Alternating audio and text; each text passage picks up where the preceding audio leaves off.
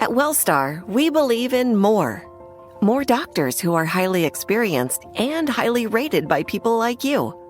More teams of caregivers who are world-renowned and designed around your unique needs. And more expert care and unwavering compassion across many specialties. Because we believe in the power of expertise and empathy. WellStar, it's more than healthcare. It's people care. A hilarious new stand-up special from comedy legend Jim Gaffigan, The Skinny, is coming to Hulu November 22nd. This Thanksgiving, see Jim in a whole new light as he gives you the inside scoop on everything from parenting teenagers to weight loss and gaslighting family members. For everyone in need of a happy hour, the new hilarious stand-up special, Jim Gaffigan, The Skinny, premieres November 22nd, streaming on Hulu. Ask me, ask Iliza anything. It's time to ask. Ask me all your questions. Leave them in the Instagram comment section. Leave them on your Twitter or leave them on your Facebook. We'll see them, we'll read them, then we'll give you answers. You know it, I've got it. I've got the answer, the answer. You ask me, I'll tell you anything.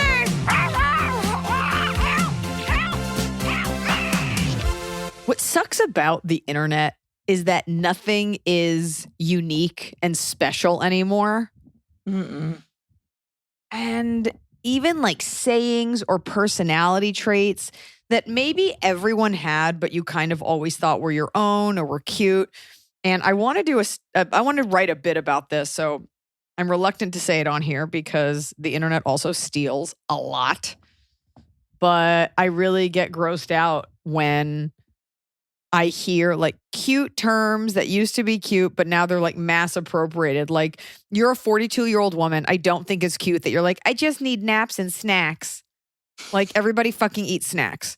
Like, there was once a time when it was like an adorable thing for a girl to admit that she loved to eat. But it's like, yeah, we're all sloppy and want food. Like, you're not naps and snacks, clean plate club. Like, you're a fucking adult. Like, you're a homeowner. I hate when men say clean plate club. And of course, and I thought I wrote about this in my book, but like, I did a thing. We got married. We did a thing. But I hated this the second millennial started saying it. Like, anything cutesy on an adult just makes me cringe. I think also anything that's like downplaying something as not important or not, like, you can't just say like, hey, I got married, I'm really happy, or like, hey, I love my husband. It's right. Like, this guy over this here, guy, what a this schmo. Idiot. It's a millennial thing, and this was more popular like 5 years ago, but it always was this like self-effacing, just sort of dry, like ugly sunset. I do talk about this in my book. It just always bothered me because it was always people that made it not cool to emote. Like, I'll just be like this. I'll just be like a little sour all the time. Ugh, beautiful mountains. Like, fucking get an emote. Get some serotonin. Snacks and drinks, please. Like, okay. Gross. That's it. So if you're currently doing it, don't do it anymore. I'm here to tell you, as someone who's always ahead of the curve, it is out.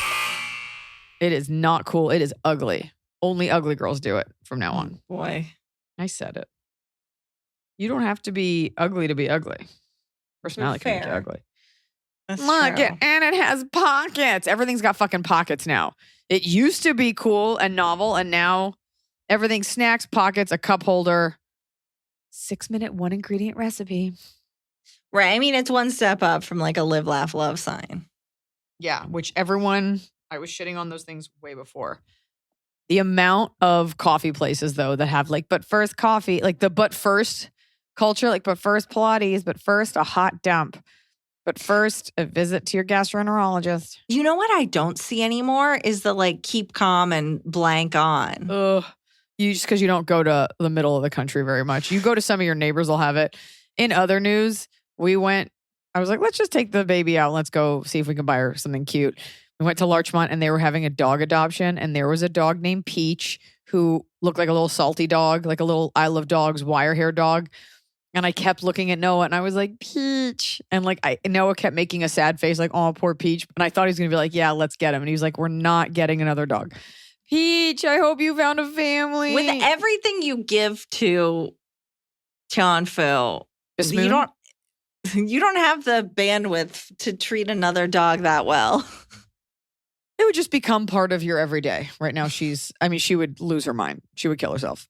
She would. Her eyes are closed so tight right now. She's just sleeping all alone on this couch. Like, yes, I get the whole couch to myself. Snacks, please. I'm a grown woman. Let's get to it. It's a hot June day, almost into July. Whenever it doesn't get hot in LA till later, like it's still been like kind of chilly and like a little gloomy. And at night, it's like a little foggy. I'm like, yes, like maybe Mother Nature forgot to get real, real hot. And like we're making through most of the summer. I'm in an attic room and I'm dying. Yeah, Surrounded Georgia by in the summer. And of course, they're like, let's move Hollywood to Georgia and we'll just shoot there. It'll be great. We have the Fast and Furious movies, Marvel and Tyler Perry. You're set. Even just with Tyler Perry, you'd be set. I know, we would. All right. Dear Iliza, Emily Snow Peach, and the ghost of Blanche's Christmas mouth, longtime fan and listener here. Yeah. I, 24, female. I'm, of course, a grad student, MLIS. I guess that's a specific designation. And I've been dating my boyfriend, 26 male, for about 8 months. He is my first serious relationship. Having never fought or said, I love you, we are still in the honeymoon phase. Here's the problem. My boyfriend is too attracted to me. I know that sounds weird, but let me explain. He is constantly either ogling at me or fondling my butt or boobs, and I do not like it. He treats me incredibly well otherwise. You read that butter boobs. I was like, what are butter boobs? Got it. Butt or boobs. Butt or boobs. He treats me incredibly well otherwise, and I see a future with him, but the ogling and fondling outside of, quote, hanky-panky does not make me feel good at all. It makes me feel a little objectified, to be honest. I have told him lightly to ease up. Quit grabbing at me. You're holding me like your name is Lenny and I'm a puppy. And just because you're my boyfriend doesn't mean you get to touch me the way every creep wants to. He laughed when I said the last one, and minutes later, I ended up snapping at him after he poked my butt with his club during mini golf. And then a few holes later, he was staring slack-jawed at my, quote, thigh cleavage when I crouched to get my ball out of the hold. I opted for crouching instead of bending over so he wouldn't ogle at my butt.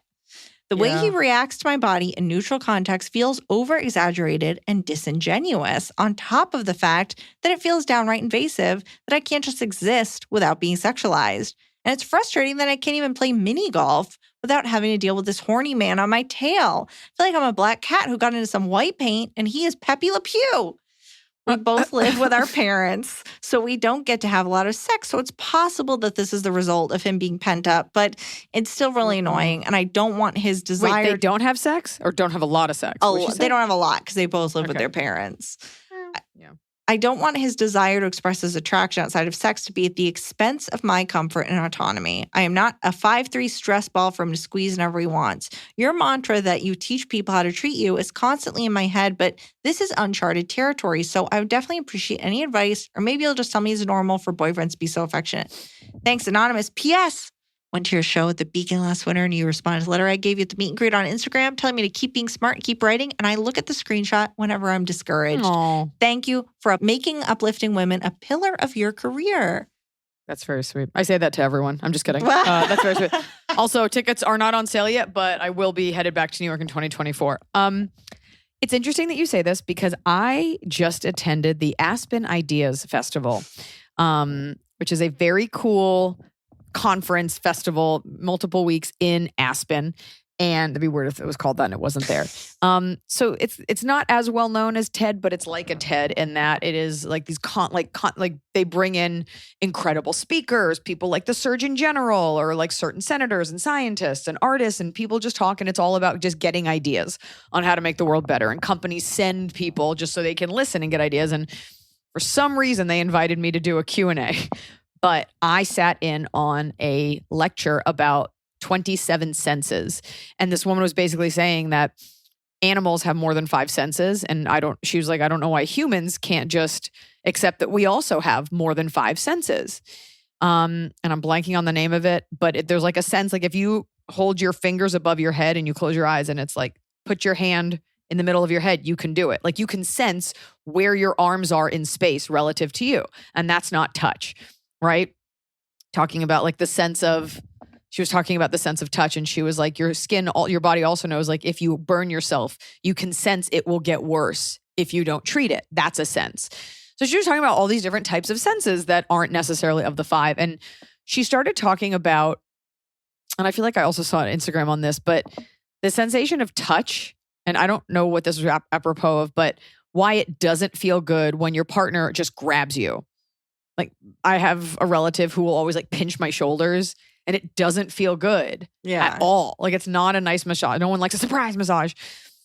And I always thought I had a problem with like touch, because if someone would like touch me, I'd be like, stop.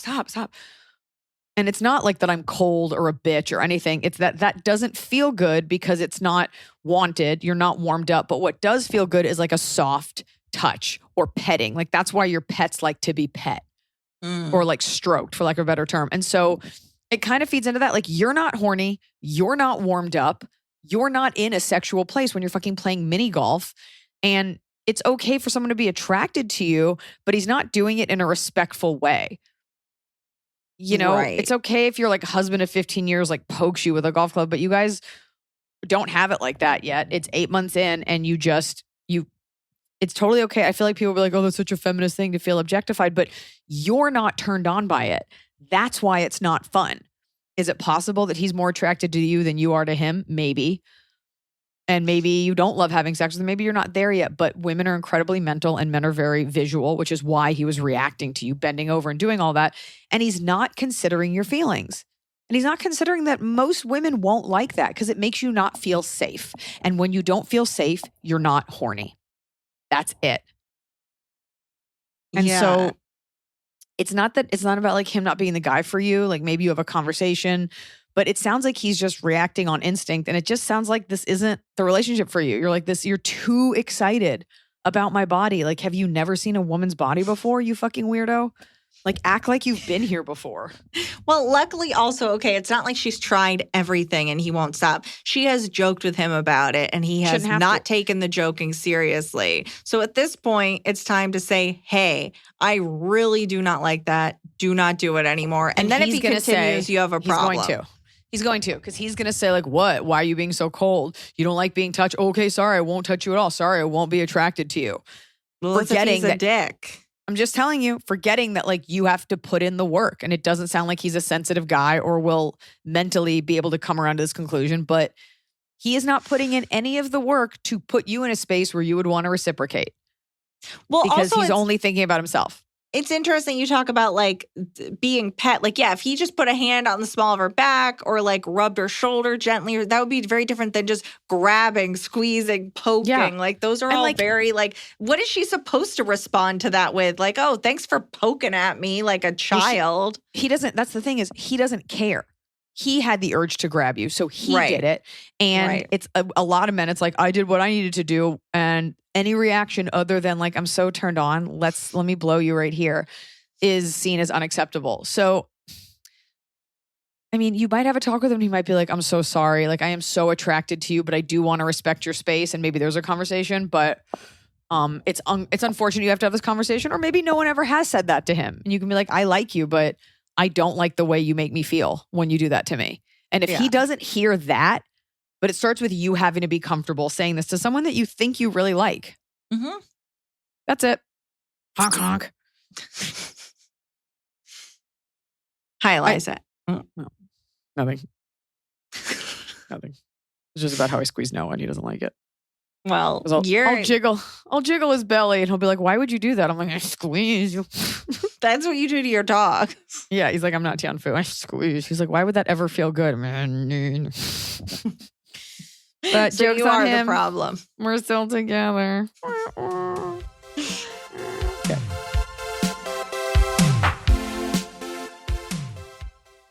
Fall has fallen. Winter is on its way. The days are shorter. but just because, they feel shorter. And just because the days feel shorter doesn't mean your to-do list gets any shorter. You still have to power through your busy days. And a great way to do that is with nutritious food from Factor's no prep, no mess meals. At the end of a short day in the fall or the winter, the last thing you want to do is have to cook. Factor has got you covered from breakfast, snacks, dinner, anything in between. Factor has easy, nutritious options to keep you fueled, like their chicken Florentine with spinach and garlic chili cauliflower. You bet. That's what I want to make myself at the end of a day where I am exhausted and my husband isn't home. Whether you like routine or you enjoy mixing things up, Factor has you covered with 35 different delicious meals every week and over 60 additional convenience options you can add on, like keto cookies, pressed juices, and smoothies. And because Factor meals are chef prepared and dietitian approved, you're going to love not only Factor's meals taste, but also how they support your goals, even if your goal was just making yourself dinner. Head to factormeals.com/Iliza50 and use code Iliza50 to get 50% off your first box and 20% off your next month. That's code Iliza50 at factormeals.com/Iliza50 to get 50% off your first box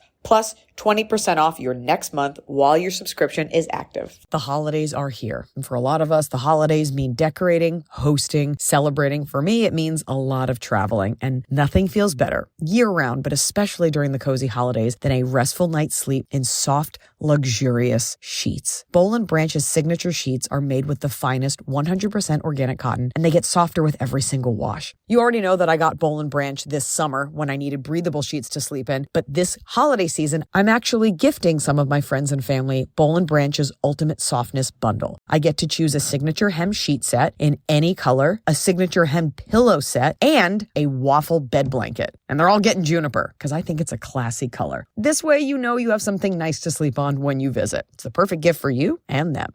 Gift you and your loved ones a better night's sleep with Boll & Branch. And right now is their best offer of the entire year. For 25% off plus free shipping on your first set of sheets, head to bollandbranch.com/Iliza. That's Boll & Branch, BOLLAND branch.com/Iliza for 25% off. Limited time only, exclusions apply. See site for details. So finally, fall is here. I have been looking forward to it. I have had a hard year in a good way. I had a baby. I have been on a nonstop tour, nonstop traveling, and it's been hot. So I'm looking forward to, of course, pumpkin spice, everything, cooler weather, and slipping into a cozy sweater from Quince. I've talked about Quince before. Quince has beautiful leather jackets, cotton cardigans, soft denim, and so much more. All Quince items are priced 50 to 80% less than similar brands. Dressing expensive doesn't have to be expensive. Their clothing is beautiful, it's durable, it stands the test of time, and it's what I like to call a capsule wardrobe. I got an Italian wool cocoon coat. That's one of those, it's got like a European collar and it covers my butt so I can walk around New York City and not be chilly. And Quince only works with factories that use safe, ethical, and responsible manufacturing practices. Get cozy in Quince's high-quality wardrobe essentials. Go to quince.com/Iliza for free shipping on your order and 365-day returns. That's QUINCE.com/Iliza to get free shipping and 365-day returns. Quince.com/Iliza.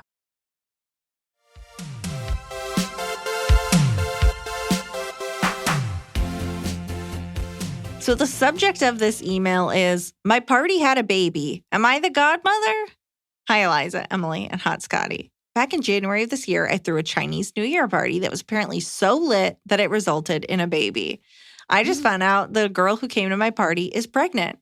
She was a friend of a friend, and she messaged me on Instagram last month to thank me for being a partial reason she was having a baby. My mind was blown. I scrolled back on her Instagram feed and saw photos of a baby shower with no evidence of a significant other in any of the photos. She then told me that the father was one of my guy friends whom she met at the party, and then it was a one-night stand. She said that he doesn't want any part of it and has been encouraging her to get an abortion. She said she was going to keep it because she's been wanting to be a mother. She asked me to go to a doctor's appointment with her in July. I only just met this girl, and I am not close friends with the guy. Should I say something to either of them? I don't think she took a paternity test, so I don't want to jump the gun and accuse him of being an asshole. And I want to believe her and support her. My guy friend has been known to be selfish. Why do you want to support this girl? You don't know her. Why do you want to support her? Who cares? You don't know her. I think he should own up to his actions, but this girl also sounds like a psycho, and raising a child alone is going to be a long, hard road for her. I probably shouldn't meddle. It's not my business at all. But also, does this automatically make me the godmother? Either way, I'm just so proud of my party hosting. I had 50 people in my house, my backyard caught fire, and someone made a baby. Your biggest fan, Ning. If those are the criteria for a sick party, Ning, then congrats to you. I would stay the fuck out of this. Do not go. Do not go. Also, please invite me to your next Lunar New Year party. Really? Super into it. But you might want to call your guy friend just to like maybe get his side and be like, she's asking me to be the godmother. Like, it almost doesn't matter because you don't want to be the godmother. You don't want to go to the party with this girl. Who is she even friends with? Right. The she's doctor, asking this woman to go with her to the doctor. My concern is if she's asking you to do that, what else is she going to ask you to do? It's too much. You can't. It's too much. No. It's too weird. And unfortunately, it's sad that you're like, I don't even know if my friend is the, I guess if he's the only guy she had sex with within a few weeks, then you know it's the dad. But who knows? You don't know this girl. The bottom line is you don't know this girl. Unfortunately, you are legally the godmother, so you are financially responsible. If that were the case, there'd be a lot of gas station attendants on the hook for being godparents. So, a lot of people fucking in bathrooms. If there's a way to ignore it, or if there's a way to be like, hey, congratulations. It sounds like something you and Bill need to work out. I wish you all the best.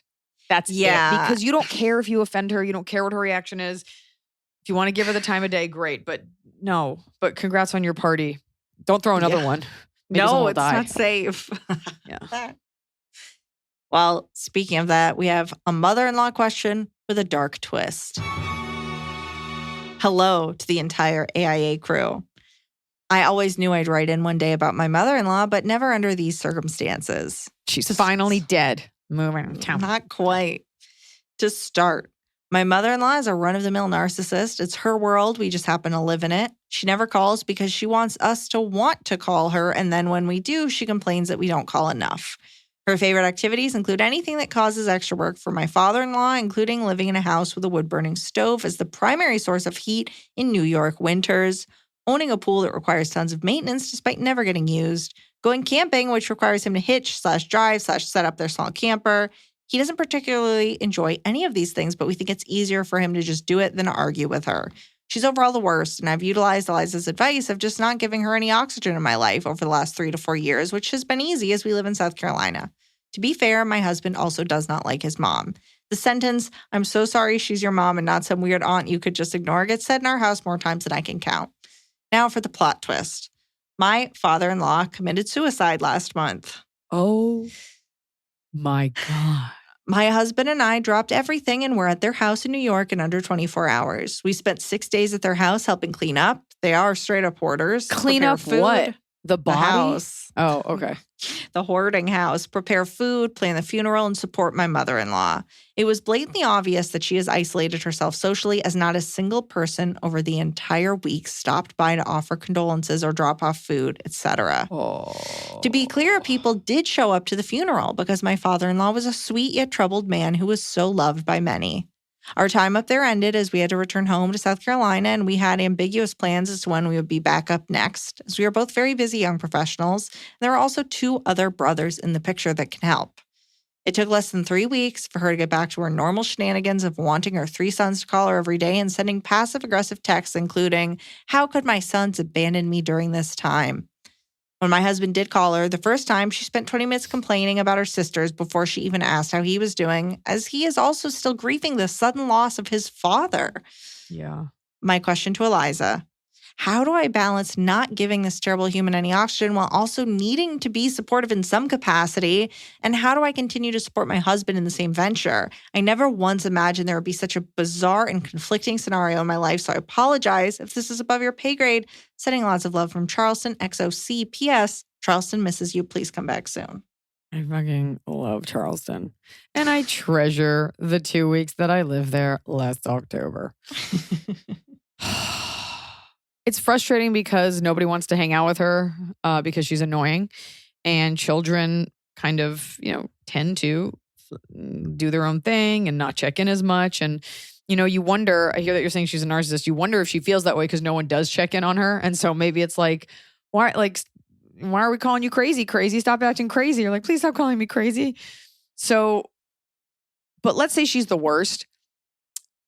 I think your husband, sorry. Here's the thing. You don't like her.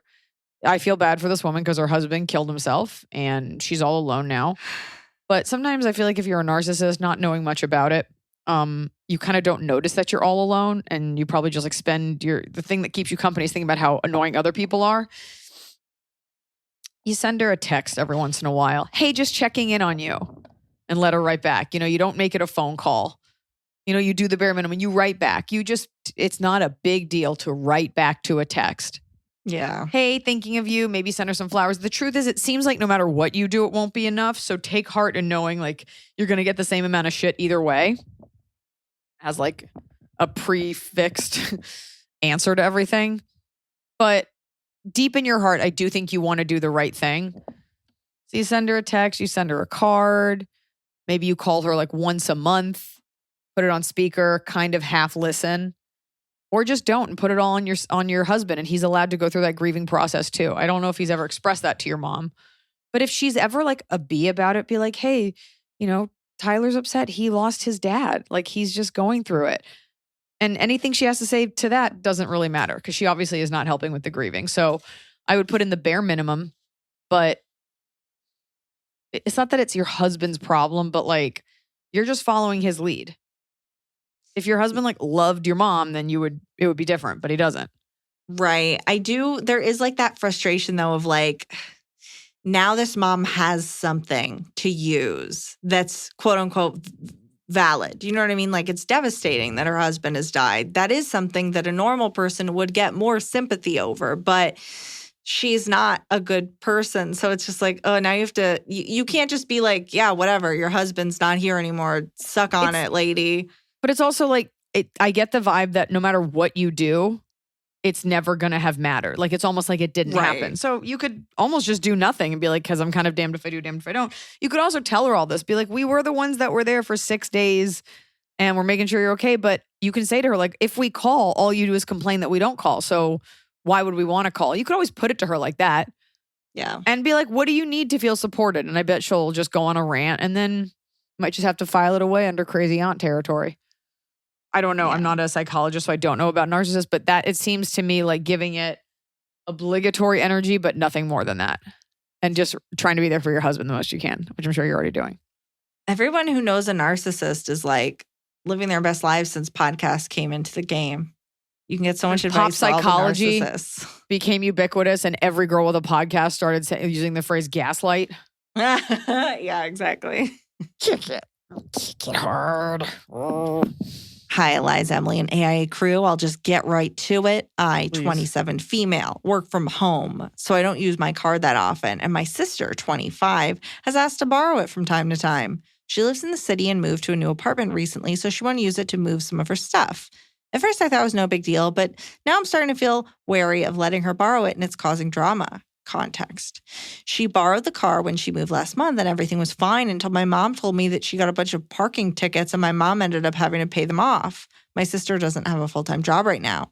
She borrowed it again to pick up her friend from the airport, and when she returned it, she'd left a bunch of trash in the car, which honestly pissed me off more than the parking tickets.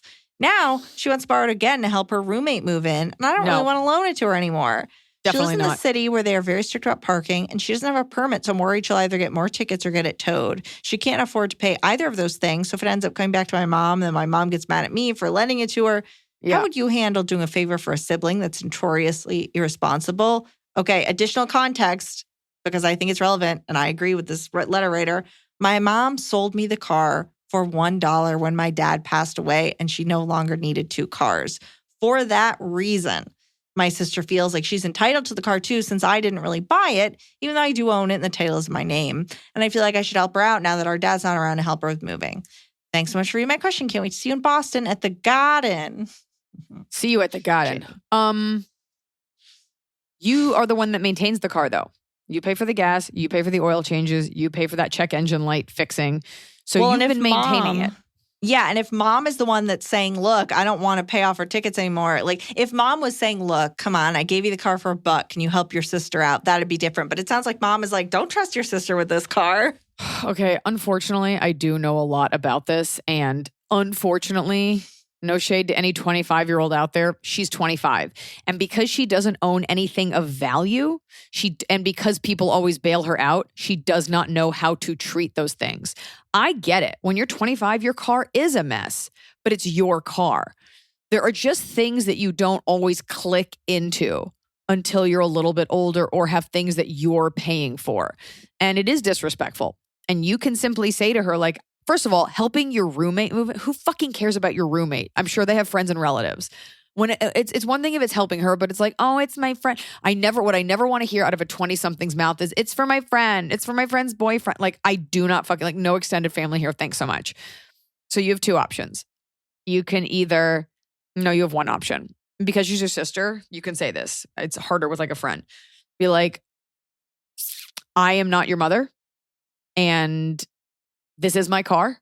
And I take care of it. And you don't.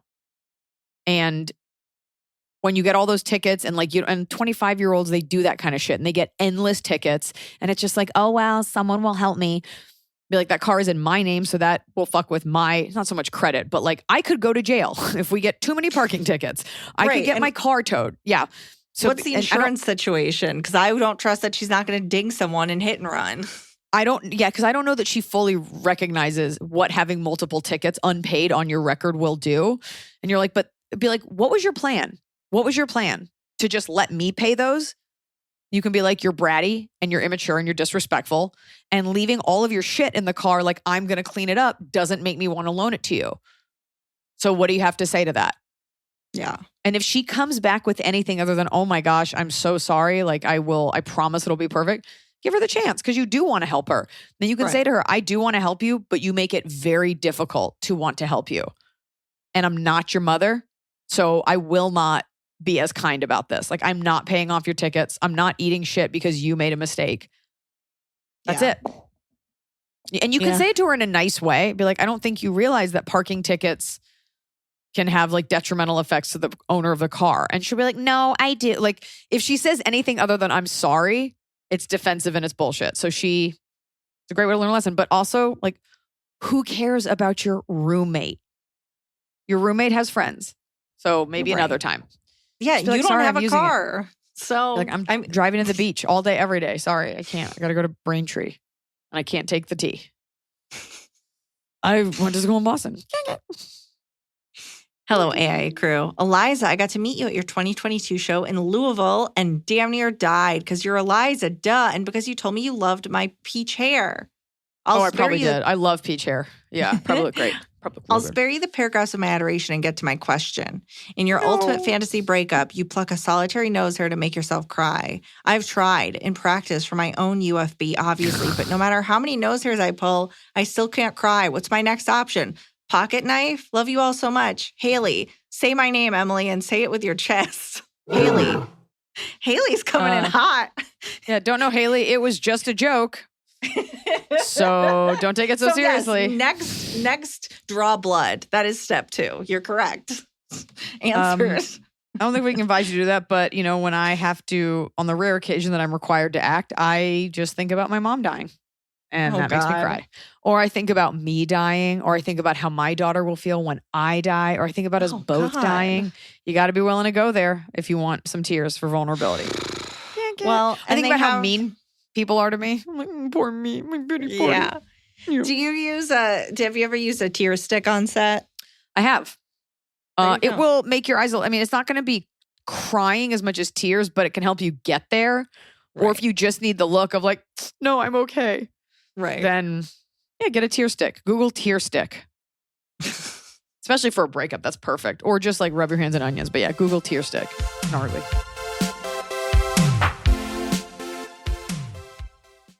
At Wellstar, we believe in more. More doctors who are highly experienced and highly rated by people like you. More teams of caregivers who are world-renowned and designed around your unique needs. And more expert care and unwavering compassion across many specialties. Because we believe in the power of expertise and empathy. Wellstar, it's more than healthcare. It's people care. A hilarious new stand-up special from comedy legend Jim Gaffigan, The Skinny, is coming to Hulu November 22nd. This Thanksgiving, see Jim in a whole new light as he gives you the inside scoop on everything from parenting teenagers to weight loss and gaslighting family members. For everyone in need of a happy hour, the new hilarious stand-up special, Jim Gaffigan, The Skinny, premieres November 22nd, streaming on Hulu.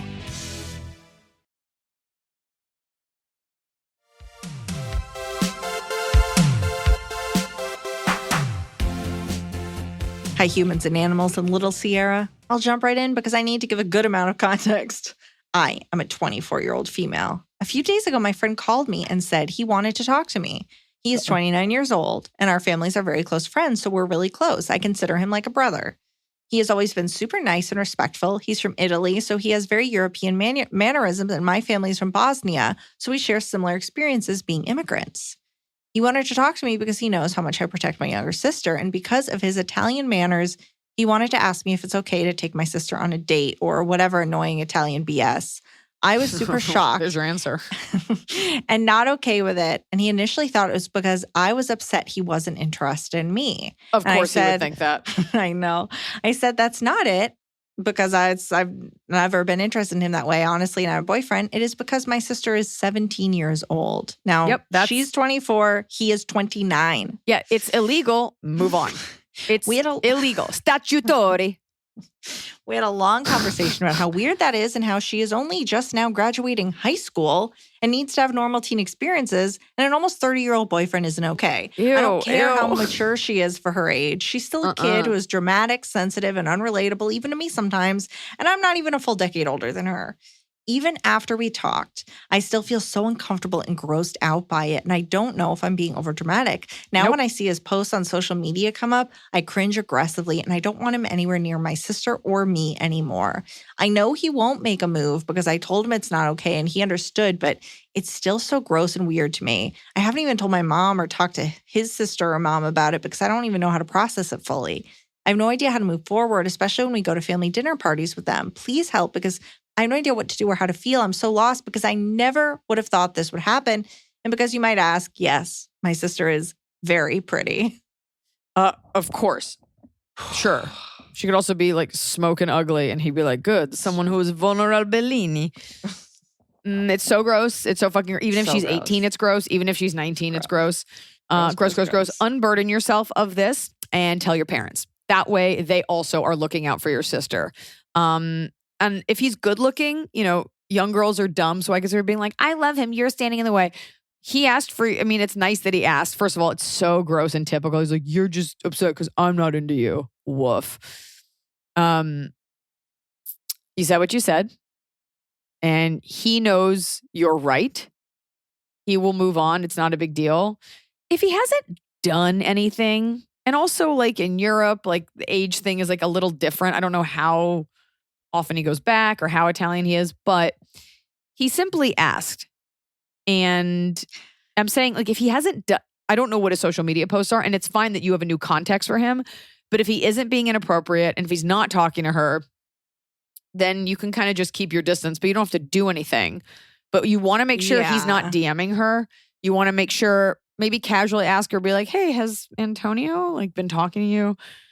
But tell your parents, because you want them, this is a parent or this is a parental thing. Especially with the family friends context, if you don't want to go see him, give your parents the context now so it doesn't come out as a surprise when you're like, I don't want to go to dinner with them. 'Cause, it's like, I don't think you need to tell his mom and sister, but I think it's totally reasonable that you would feel like, oh, this is not a person I want to be around anymore. It's also important. Since he's sitting there looking at my 17-year-old sister. Have the dads involved. Like if the dad is sitting right next to her, he's probably less likely to like ogle her or talk to her. Like that's what a dad is for. That's what parents are for. And that's it. Like you said, no, it's fucking gross. There's a version where his parents hear it and they're like, what are you talking about? Why would you ask her out? Maybe in 5 years, if he still feels that way, it's a different subject, but it's just no. The answer is no. And you should feel confident knowing, first of all, you're not being dramatic at all. I don't know how you're handling it, but that you are on not only the right side morally, but the right side of the law. Yeah. And sniff around, see if he's been talking to your sister or anything. Because it could have just been a fleeting thought he had, and he's like, I guess I'll ask, and he may have moved on, but that's it. No, you're in the right. It's not okay. Ugh. No. I have a question about an old friend who's come out of the woodwork claiming to be my bestie. Context. Didn't this happen? This girl and I with the teacher who then she's like, and she moved here to also be a teacher, and like she was my bridesmaid forever ago, but why does she like me now? Cool summary. Anyway, go ahead. I know. We'll wrap up. This girl and I have been friends since elementary school. We were very close during that time, but eventually drifted apart in high school.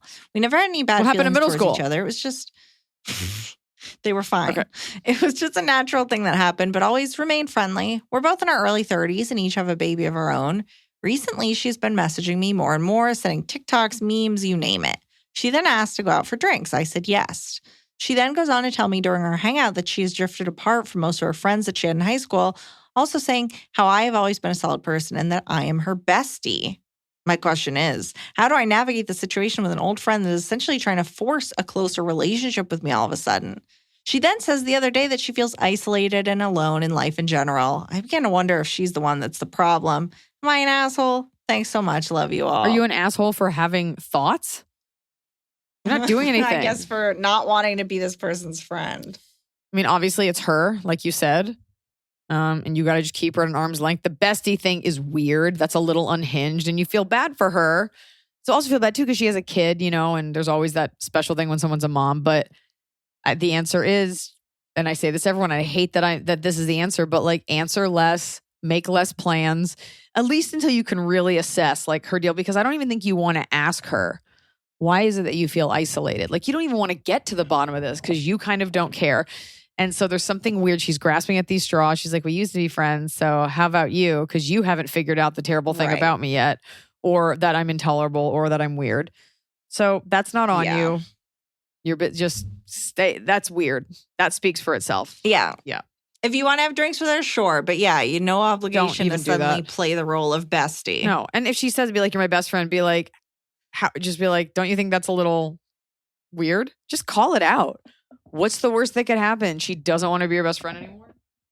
Be like, I don't know about best friend, but I've definitely known you a while. God, I've had conversations like that with quote unquote friends where you spend the whole time fucking deflecting. You're just like, how are you not getting that? Like, I don't want to hug you and I don't want to get together. I know. I hate that when you're like, just don't get please just don't make me say it. Can't we all just have some decorum and be aware How that are we you? don't like each other? But really, no, they like you. They like me. I just don't care for them. Right. But how are you? Like deep down, I'm like, I don't want to like cry with you. Like, what are you asking me? Like, we're not that cool. Cozy, two cozy kittens. Good night, Moon. Get a tear stick and get crying. Get cracking on that crying. Hi, Iliza, Tianfu, Tiny Tree Frog, Emily, and of course, Rosoli and Isles. I hope you're all thriving. I'm writing in with your standard girl drama, but I'm still hoping I can get some advice. Yep, that's what we do. I feel like that's break pretty up with perfect. the friend. Move on. Next question.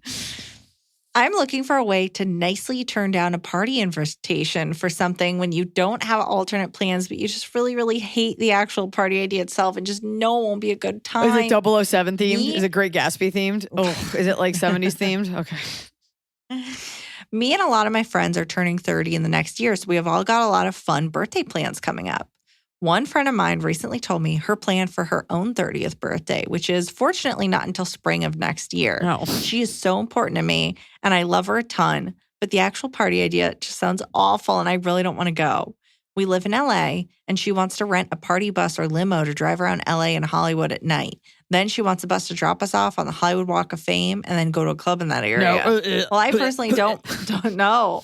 Well, I personally don't mind clubbing. I, of course, hate Hollywood Boulevard, especially at night, for reasons that should be completely obvious. It all sounds like a 21st birthday party for a tourist. Yeah, that is exactly right. That sounds like a Swedish, exactly what it is. a 21st Swedish birthday party, a Latvian to go birthday drive bash. around. Yeah. If that's your last stop, you're drunk on Hollywood Boulevard at night, absolutely not. The Walk of Fame, Okay, no. first of all, Okay, so okay, go ahead.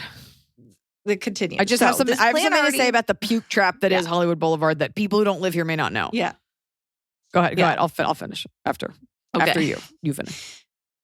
This plan probably already sounds not great, but there's a bit more here that makes me even less inclined to go, but still makes me feel incredibly guilty. She doesn't have a lot of friends she's close with in LA, and the ones she does have are more likely to blow her off or be flaky. One of her friends is a verbally abusive alcoholic who is always really late and super cheap about stuff, and I'm tired of her in general. Additionally, the birthday girl is not great at planning, and I know that she won't have any of the logistics together, and that will be really frustrating the night of. I've traveled and gone out with her a lot, so I've experienced this firsthand many times. I also know it won't be a huge group of people. Oh. And the main reason I feel obligated to be there is just so there will be enough bodies. Her birthday dinner last month had 6 people in total, even though she made a reservation for 10. 3 of the 6 were 45 minutes late. One person was someone's boyfriend who didn't want to be there, and another person had only met her once. Oh. Her past few birthday dinners have been some variation of this. Birthdays are incredibly important to this friend. She loves to feel celebrated. It's important to her that people turn out, but every year she's disappointed for various reasons. Okay. She feels really let down when people don't show up, Yeah. but she doesn't have a good grasp of who she's close with and who she is not. Finally, she is incredibly hung up on age and getting older and has been for a really long time, not just since we're turning 30. I've been concerned about how she will react to hitting this milestone for a few years.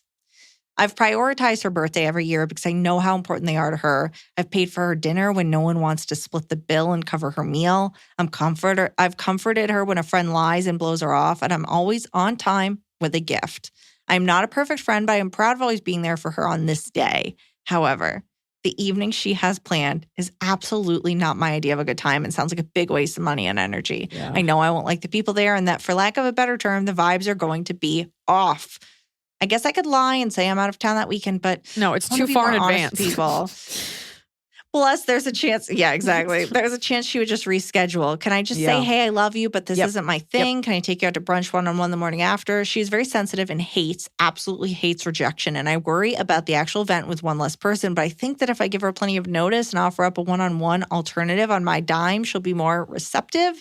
There's a fair amount of runway to work with on this dilemma. Maybe she'll change her mind, but I would love to get your insight on rejecting invitations just based on the event alone, not the person who it is honoring. P.S. Full transparency. She did skip my birthday brunch this year, so please tell me I'm not subconsciously doing this out of spite and that I'm being at least somewhat reasonable here. First of all, is there a way that this girl can move back to wherever she's from? Because clearly LA is like eating her alive and she doesn't realize it. Yeah. By the way, like as I'm saying that, I'm like, I hope she's white. Like if she's from another country, like, go back to where you're from. Like Ohio. Yeah. No, I was thinking small middle America. She, definitely. But oh, that's so sad. You obviously see redeeming qualities in this person. And you're not perfect. She's not perfect. We're not perfect. I think, again, you stand to lose nothing by saying to her, if you're her real friend, you say this to her. I love you. I don't like your friends because I don't like how they treat you. And by the way, anonymous or whoever this is, I have said this to friends about their friends. And I have one friend that's like still friends with this guy. And I'm just, every time he brings him up, I'm like, I don't like him. Like, because I know certain things and they still keep hanging out. And even that friend's like, I don't think she likes me. It's like, yeah, I don't like your character. So I think you put it to her like that. And I think you can say, look, in our 20s, God, I remember having to go on like a horrible hike that I'll never forget this because it was so fucking awful. It was through Topanga Canyon. It was 1,000 degrees. And at the end, she wanted to like eat chocolate cake in the sun. No one had any milk. And like drink wine. I'm like, cool, at the end of a hike. And then like we went for pizza. And again, it was 100 degrees. It was just so fucking dumb, but you do it. You're 30. You're entering into the decade of being more self-assured, self-possessed. You say, I don't really like the way your friends treat you. And the last couple birthdays, you know, it hasn't been the greatest outcome. And so I would prefer I could just take you to dinner. I'd like to do something just you and I, but I never want to be on Hollywood Boulevard. You can just say that. Like, I don't want to be on Hollywood Boulevard. It isn't safe. Those clubs are trash. Like, yeah, there are some like fun clubs like toward the bottom, but the fact that she's mentioning Hollywood Boulevard is so weird to me. She wants this big, epic LA birthday bash. Those things take money. And if you want to get a table, that's going to be like $1,200. Does she have money for that kind of thing? If not, that's going to be a real rude awakening when you're just like in line, chilly, hoping that you can get in after like 12 people leave. So just say to her, that's really not my thing. And just based on past birthdays and the way your friends have treated you, let me just take you out for something, just one-on-one. And if she gets upset and says no, Right. just be like, okay, well, I don't want to do that. Sorry. God, that's so tough because part of a birthday and part of being friends is doing the thing that you don't want to do. But what you don't want to do is be uncomfortable somewhere not safe, footing the bill for this dumb idea.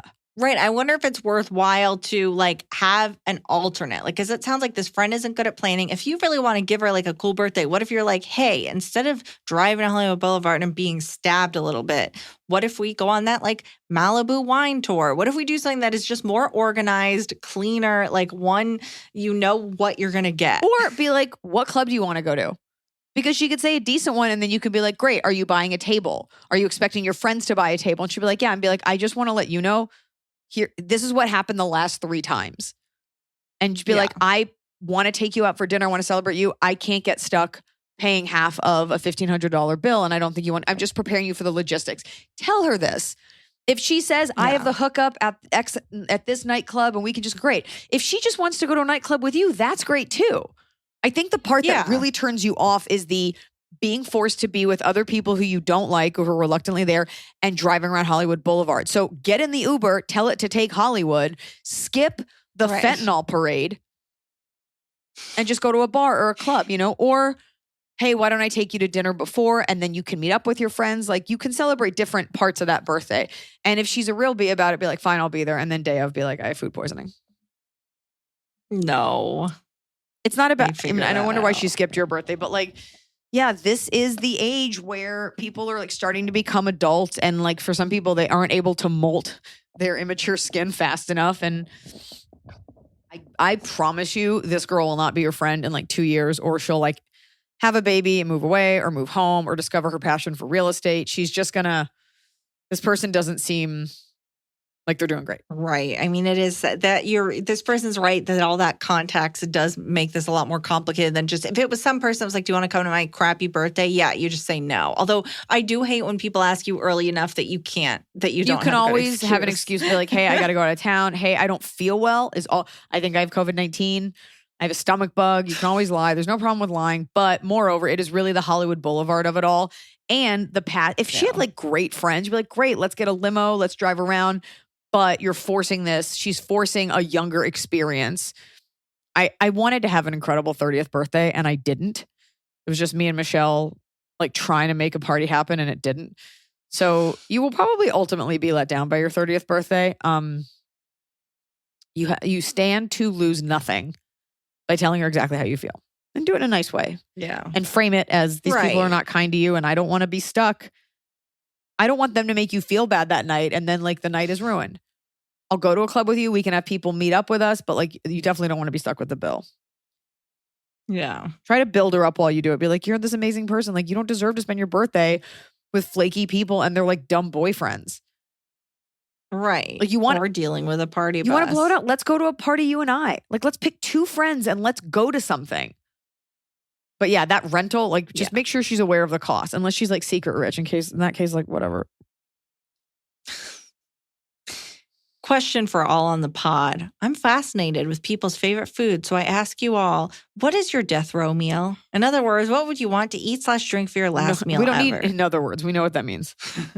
No one's like, oh, death row, what do you eat when you listen to Snoop Dogg? There was like a series of photographs of actual like death row meals, and it's very interesting. As I was reading this question, I was actually thinking like, you know, if it's your last meal ever, are you going to even be like, I need a protein? Or are you just going to get like 15 sides? Okay. You know what I mean? I've been asked this question before, and my answer is, who could eat? Well, exactly. I mean, that's the thing, is it's like you're sitting there like with your cafeteria tray, like, hello, everyone, just watch me eat this. So, like as a taxpayer, like I don't want to pay for your fucking lobster if you raped a kid. Fucking choke on it. I would like to reframe it as you're going to lose your sense of taste and smell. What's the last indulgence? And Emily knows something about this. I would probably just get several lobster tails in butter and eat them like cereal. I guess that's good. Yeah. Yeah. Maybe, I feel like I want a bunch of mashed potatoes yeah. Maybe like some and jumbo a lump nice Coke. Coke. Yeah. Jumbo lump crab meat. Maybe a nice sharp root What are you beer. gonna drink? Maybe a nice sharp root beer. Oh, yeah. A Barks. Yeah.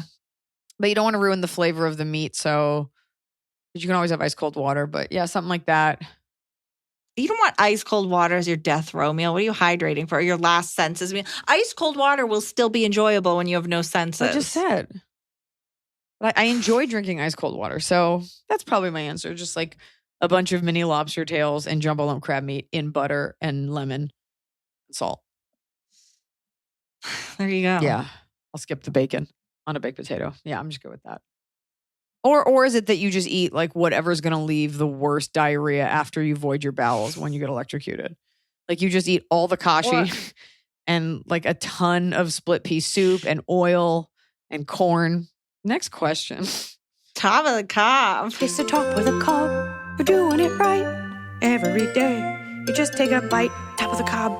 So as I said, I attended and participated in the Aspen Ideas Festival, and they asked me to be on a panel. And the cool part about the panel was it was the Norwell Singers. I'm saying that right. It's just like a group of nurses who got together during COVID and started singing. And so we got to hear them sing. And then I was on it as well as State Senator Penry Gustafson and Mia McLeod, they're called the Sister Senators, and they're two state senators from South Carolina who together were able to like ban the abortion ban bill in the state. Even though one's a Republican, one's a Democrat. So it's the super inspirational story of two women coming together to pass some sort of legislation that's bipartisan. And Dr. Fauci. So we were all on this lineup together, and I got to hear Anthony Fauci talk, and that was really cool. But the cool part was I did my Q&A. The questions were, it was like a little interview. And the woman who interviewed me, her name was Kate Bowler, and she is like a New York Times bestselling author. She's written books like No Cure for Being Human, Everything Happens for a Reason, Good Enough, The Lives We Actually Have, a lot of books. And she teaches at Duke, and she and I just got along really well. And we only did like a 15-minute Q&A, and she had questions for me about, I guess, trauma and laughing and mental health and things that I'm like quasi-qualified to talk about, but no more or less than your average self-help writer.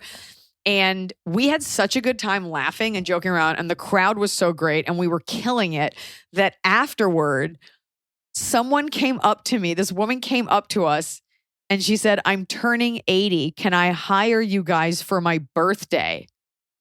And what was even better was it was her friend. This woman had a ton of money, and her friend had seen us. So he told her about us. So this woman, sight unseen, was like, "Can I hire you for my birthday?" And I was like, "Oh, she's a professor of divinity at Duke, and I'm a stand-up comedian. We are not a comedy team." And then I was like, "But what's your budget?" But it was just cool to have such a good rapport with someone, such witty repartee, that somebody tried to book us for a birthday party. Right. That's the ultimate compliment. Is she the one? There was a very funny post you were tagged in of like talking about, does him wearing jeans mean that you get to wear jeans? Because she was like, "Dress nice." And then at the buzzer, I wore jeans, and I saw her, and I walked up to her before the talk, and she goes, "Oh, you wore jeans." And I'm like, "Thank you so much." But she was awesome. So check out her and what she's about in her books. And she validated all the things that I think about why I don't like self-help books and pop psychology and all these like mini fiefdoms and cults that it seems every woman wants to start. And she validated it with like the deeply psychological, religious reasons that I'm adverse to those things. And I think I'm going to have her on the podcast because she was great and super smart. Yeah. That was my top. What's your top? Well, let's do the fan top. Fan top. Because it's very gratifying. My top was listening to last week's podcast where Iliza was explaining her woes with the toddler bed transition while I was trying to lay with my toddler into his new toddler bed and failing miserably. Oh, yeah. I felt so seen. Solidarity from Melissa Uden. That's why you do the cobs. You always talk about you want a relatable feeling as a cob. I'll tell you what, Melissa, I put that crib right back together. I was just like, it was just a fluke thing. Has she found herself in the middle of the night just standing in the hallway and Noah's like, "Hey, let's get you back to bed"? Yes, but we're sticking with the crib for a while. Hey. What about you? What's your top? My top of the cob related to my bottom, but the first part is the top, which is I had to call a critter catcher. It was his job title, and this man came to my home, and after he dealt with what he had to deal with, he came in to fill out the paperwork and take my credit card number. And the minute he walked into the house with his jeans covered in smells, both my cats ran up to him and jumped on him, licked him all over. And I was like, I'm so sorry. I can put them away. Like, you're not used to a cat like running up to someone. Yeah. And he's like, no, it's fine. And he like knelt down and he's filling out the paperwork, knelt down as both cats curl themselves around him. And they have a problem where if you're on the phone, they'll hit the phone out of your hand because they're like, why are you not paying attention to me? So they start hitting his phone. I'm like, I'm so sorry. Like, it's annoying when someone else's pet is like all over your shit. I'm like, I'm so sorry. He's like, no, it's fine. He turns to Isles. He's like, totally fine. You can have the phone. And then she tries to take his receipt book. He goes, that I need. You can't have the receipt book. And it was so sweet. And I was like, can I marry this critter catcher? Yeah. Man? Like, I was immediately, it was to see a man be sweet with a cat is like such a different vibe. Date him? Wait, this is the first time you've mentioned being attracted to a the man. The love of my life, the critter catcher man. Being attracted to a man. Is this? Right? And it's this man that came and collected a dead animal. Emily? I don't even remember. He was like a middle-aged white man. Emily? And the love of my life now, because to just watch him be so sweet, I was like, aw. So that's my top of the cob, is a real... Call the critter company and get his I think he has a family. Why? Do you see a wedding ring?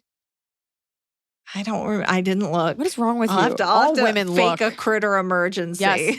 Go take a dump in that crawl space and be like, hey, something happened.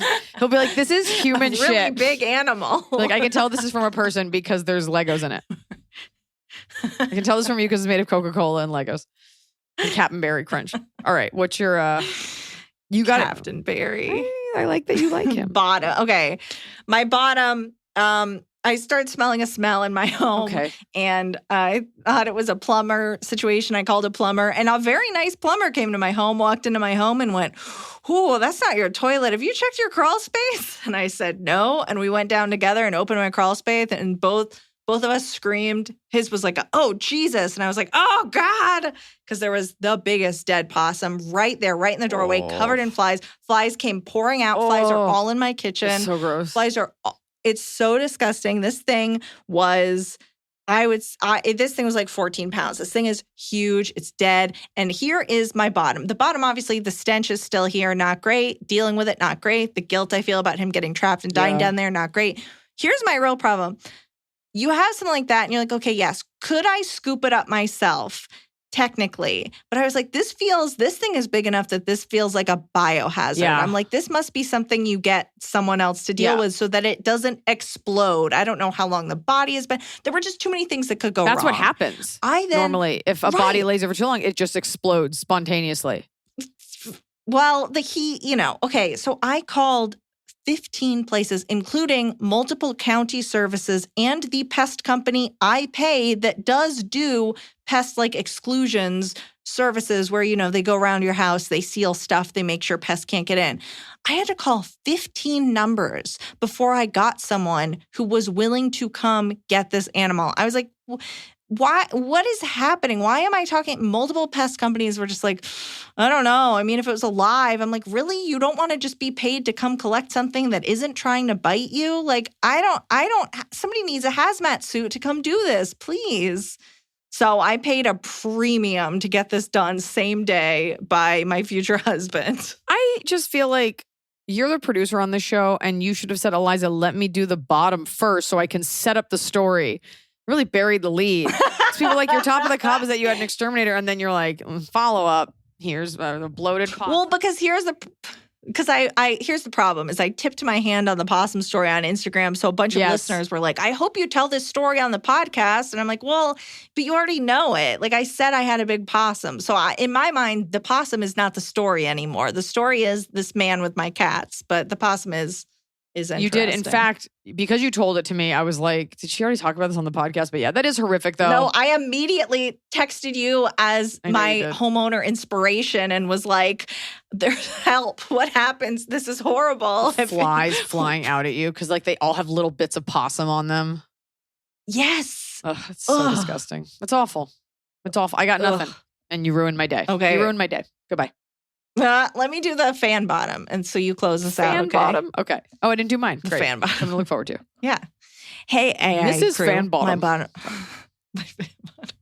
My bottom of the cob happened this morning. I took an extended break at work to treat myself to a coffee and a Whole Foods breakfast burrito that I've been craving since I woke up at 5 a.m.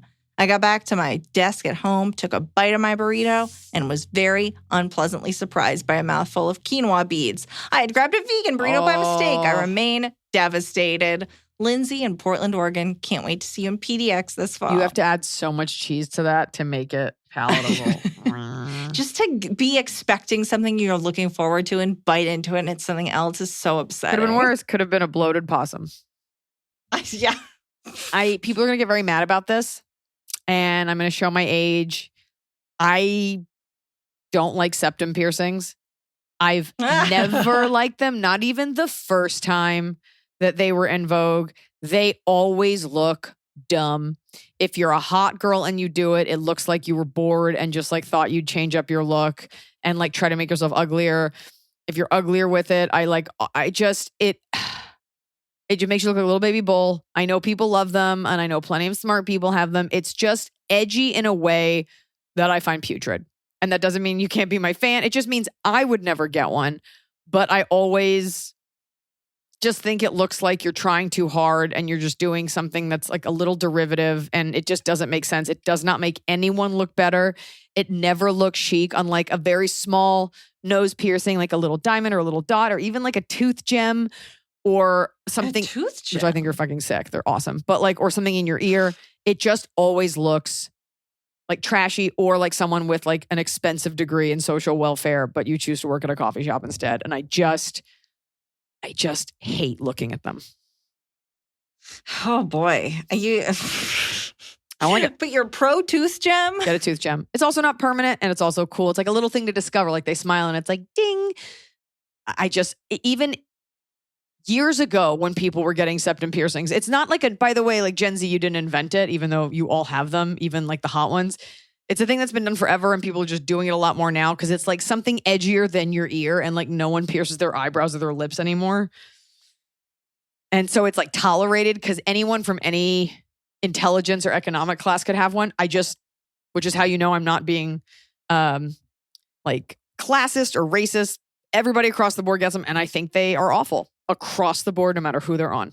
I mean, I associate it with like a breathe tattoo, you know. That's different. A breathe tattoo is like a thing that came into style once and then was gone. Septum piercing is like it's spiked and waned. But yeah, a breathe tattoo is like I got this when I was younger and I was trying to. We all want to be meaningful. We all want to be deep and spiritual, but try meditating. Breathe. I will be honest, I definitely thought about getting that in white. And then I saw that Lindsay Lohan had it and I was like, hard pass. That's how long ago I thought about that. Oh boy. Yeah. Yeah. Breathe. At the time, in your 20s, you're like, this is such a good idea. I didn't do it. Okay, well, like the podcast, review it, give it 5 stars. Yeah, please. Come on, guys. Tell a friend. And be cool. And we're kicking off the Hard Feelings tour coming up in Hawaii. Got a show in Japan. Got all these shows stateside. Come see me at the TD Garden in Boston and Ball Arena in Denver. And then, of course, Europe, Oslo, Norway. I'm talking to you. You got to sell a lot of tickets. So I'm excited to see you guys. And of course, London, you are well on your way to being sold out. And remember, it's not the size of the dog nose, Emily. It's the size of the possum.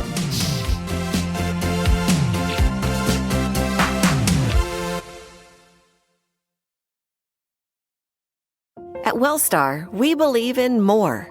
More doctors who are highly experienced and highly rated by people like you. More teams of caregivers who are world-renowned and designed around your unique needs. And more expert care and unwavering compassion across many specialties. Because we believe in the power of expertise and empathy. Wellstar, it's more than healthcare. It's people care. High Five Casino lets you play your favorite slot and live table games like blackjack with the chance to redeem for real cash prizes. High Five Casino has a giant selection of over 1,200 games, including hundreds of exclusive games only found on High Five Casino. It's always free to play, and free coins are given out every 4 hours. Ready to have your own high five moment? Visit highfivecasino.com. That's casino.com. No purchase necessary. Void where prohibited by law. Must be 21 years or older. Terms and conditions apply.